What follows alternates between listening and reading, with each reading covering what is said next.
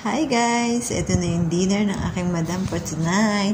So, salad siya. Yung chicken kanina minarinate ko na may pesto. So, hindi kakain yung sir ko ngayong gabi dito. Kaya, sa madam ko lang yung aking gagawing salad. So, ito na yung pesto na tinira ko kanina. Nilagyan ko siya ng mustard. Half teaspoon mustard. 2 tablespoon na balsamic vinegar.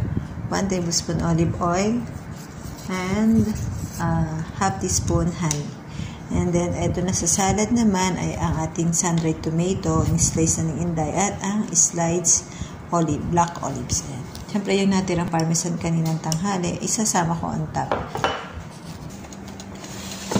Siyempre, ang chicken na aking minarinate kanina sa pesto, fresh na pesto na ginawa ni Inday kaninang umaga.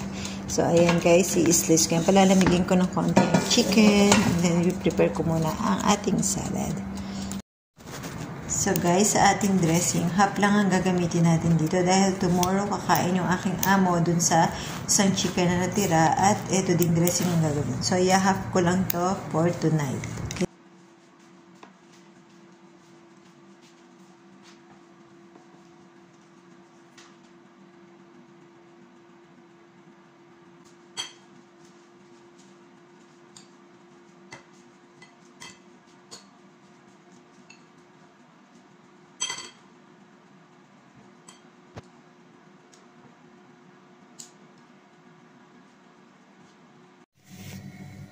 So, ayan, okay na ang chicken. Medyo malamig na siya. On top na natin sa ating salad. Ayan.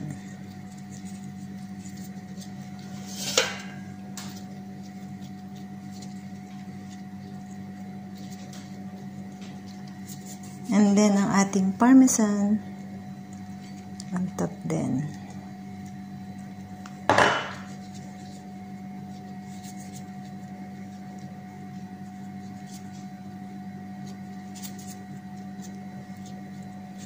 Ayan guys, tapos na ang salad for tonight. Ang dinner ng aking madam. So, linisin na natin ang gilid ng plate. And then, for serving na yan.